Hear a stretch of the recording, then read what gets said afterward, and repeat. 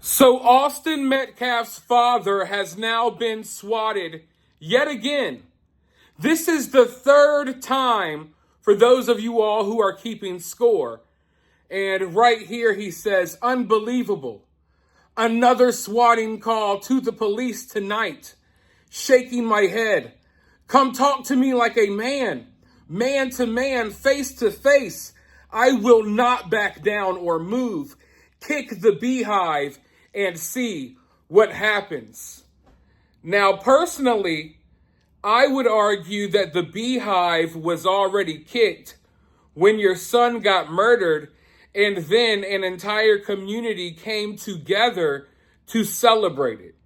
But that's besides the point. The point is, Jeff Metcalf is getting fed up. He's had enough, and rightfully so.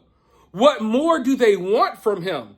He lost a son, and now it seems like everyone is kicking him while he's down. And, I say what more do they want from him, but I know what they want. They want him to do something crazy. They want him to act out. That's what they want. As weird as this may sound, Jeff Metcalf, Austin Metcalf's father, may be the only thing standing between all of us and a race war in this country right now, because I do believe that there is a potential for violence to spill out onto the streets over this case. And if Jeff Metcalf handled this differently, like if he came out wanting all the smoke, if he came out wanting revenge instead of preaching about peace, imagine where this whole entire situation could have gone. It could have gotten really bad. Hell, if he even came out and did what Karmelo Anthony's family is doing, because Karmelo's family, they immediately came out and made it all about race, right? They immediately came out and said they were the victim of, the white people are sending us threats.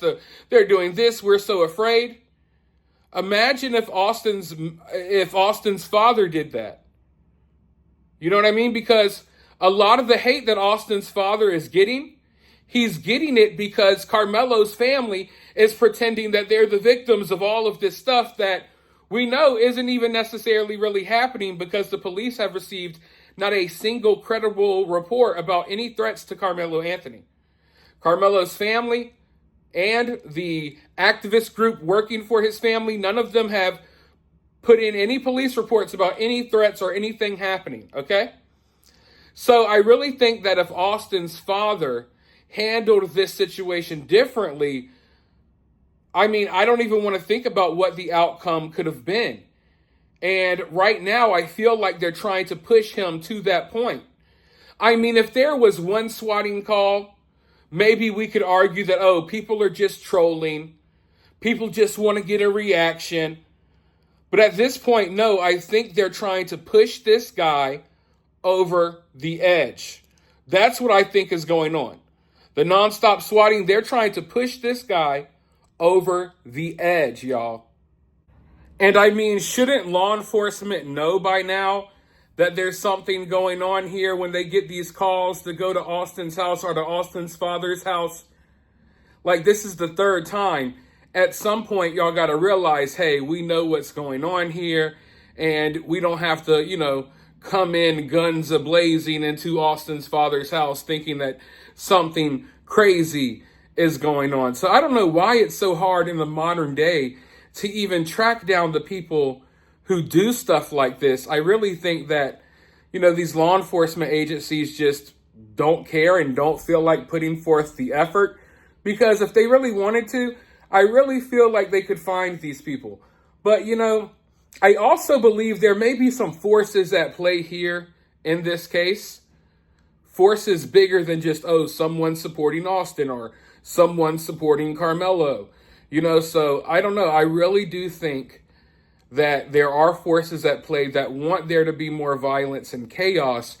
And right now, Karmelo's family, they're giving them what they want. They're feeding right into it, but Austin's family is not. Austin's family is not reacting in the way that I think some people want them to react. And I think there may be people pulling the strings behind the scenes that want Austin's family or Austin's father to freaking snap. I don't want that, though. I'm glad that he's staying as calm, cool, and collected as he possibly can. But how long can he do that? You know, realistically, I mean, he's already telling people, like, hey, come man to man. You know what I mean? So we already know what that means. So, well, I keep saying we'll see where this goes, but we wake up every day and more crazy stuff happens. But as this story continues to spread, more people are beginning to weigh in with their opinions, and you kind of have to dig through a lot of horrible takes to find someone that is actually saying something that makes sense. But I've found a few people that are actually talking right when it comes to this case. And I want to play a clip for you all real quickly. But first, people often ask, how can they support the channel? And the answer to that question, my friends, is very simple. You can support the channel by hitting the like button, subscribing, sharing this video on social media, dropping a comment, and becoming part of the conversation below. But if you do want to take your support one step further, if you like what you hear, if you like what you see, you could always consider sending a donation via Super Thanks or Cash App. But with that being said, let's go ahead and roll this clip, and then I'll be right back with more thoughts. Yeah, so, I think sometimes some things just need to be said. I've had a couple debates about the whole Austin Metcalf murder. And, basically what I'm getting from this is that there are a lot of people still in 2025 who think that you are just supposed to walk around seeing the whole world through the lens of race. And that's just not the person that I am, right? This particular situation, I look at this situation through the lens of a father, right? Because I have a son that plays sports, and I cannot imagine taking my son to a soccer game or a basketball game and the end result is him being dead, stabbed in the chest over what? A argument, a confrontation, a shove, a push. I mean, I don't think that there's a scenario where you could convince me as a father, right? If my kid didn't have a gun, a knife, a stick, a slingshot, a screwdriver, nothing, right? There's nothing that you can tell me to convince me that someone else is justified in stabbing him in the heart and fucking killing him. You can't justify it. I don't give a fuck what color the person is, nothing. Because this is just what I would describe as just everyday teenage boy shit. Like, I used to be 17 years old, right? And we got into little scuffles and mishaps and stuff like that because that's just teenage boy shit. And at no point in time did anybody ever die behind it, at least around me. You understand what I'm saying? And in the situations where it did, nobody was, jumping to defend the killer. I don't understand it, man. And it's sad that this has become, like a race thing, because I thought about this, right? And I don't doubt it for even a second, right?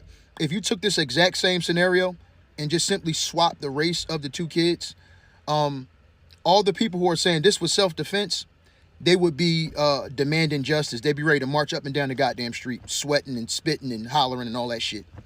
I guarantee it. Not only that, but if there was a situation between two black kids, if this was two black kids, all the people who care so much about this wouldn't even give a fuck. They wouldn't give a fuck. And I know this because this type of stuff happens in the community every day. And they don't care. They don't say nothing. Nobody's upset about it. It's just a normal thing. So this is the same thing. This is no different than Black Lives Matter. The only time people care about teenage boys killing each other, because it happened in the hood every single day. The only time these motherfuckers care is when a white person is involved and they can make it a race thing. That's the only time y'all care about what happens with youth in the community. That's the only time. And it's sick. And I want to make just one last point, right? Because again, I'm looking at this through the lens of a father, right? You can call me whatever you want. Uncle Tom, tap dancing for the white man. I don't give a fuck. Say whatever you want. They're now trying to condemn this father for showing up to the press conference, right? Like he's doing something wrong. I salute that man for being able to stand there in silence and holding it together the way he did, because if I had just lost my child and the killer and his family is being paraded around as if they were the victims, if I'm watching these motherfuckers make t-shirts and I'm watching these motherfuckers take pictures, I don't think I could hold it together like that. So I respect it. And it's just funny because, again, if you just swap the race, right? If the black father had showed up to the press conference, right, of the white family who's killed his son, y'all would be celebrating that shit, man. Look at them standing up to the white. That's what y'all would be saying. Y'all are a bunch of fucking hypocrites, man. It is what it is. It is what it is. And you see, this is why when people tell me there's no racial aspect to this case, there's nothing racial about this case or the response to it, I just look and laugh. Because obviously you're not from a place like where I'm from. You see, where I'm from, young black men are killing each other every day. Most of the time, it's kids younger than Karmelo. And I mean on a daily basis. But guess what? There's never any money raised for them. There's no give, send, goes for them. Their parents aren't getting new cars and new houses because no one gives a damn. It's like a regular day when someone gets murdered. You know what I mean? And if you just look at the crime rates, if you look at the statistics, young black men are killing each other at a alarming rate. Like at a higher rate than some active war zones, folks. Young black men in America are killing each other at a higher rate than just about any other group of people on planet Earth. And there's no give, send, goes. There's no donations. There's no money coming in. There's a few t-shirts. That's the one thing they may have in common with Karmelo. But Karmelo isn't dead. Usually when you're on a t-shirt, it means you're no longer with us. But that's what I see all the time. And the reason you're seeing a different response here is because there is a racial aspect. That's the only reason why people are forking over money. Kids Karmelo's age and younger are getting killed in the hood every single day. And not just the hood, in the suburbs, everywhere these days. Every single day on a daily basis. Half of them, they don't even make the news. And I ain't talking the mainstream news. They definitely don't make the mainstream news. Half of them don't even make the local news, y'all. It's really sad to see. It's heartbreaking. I've been speaking out about it for years, trying to find solutions and help, at least within my own community. But often I'm turned away because these people live a certain lifestyle, and that's the lifestyle they live, and they don't want anyone telling them not to. So every day you wake up with more kids killed and no GoFundMes, no national headlines, no hero status. They're just gone. So when I look at this Karmelo situation, I fully understand why there's so much money being raised here and why so much attention and there's so much love being outpoured here, because there's not that much love pouring out for a lot of these young men who are dying on the streets every day. And it's sad to see, but it's a reality. But for now, you guys let me know what you think down in the comments below. While you're down there, hit that thumbs up, hit that subscribe, ring that notification bell, and I'll talk to you all very soon in the next one.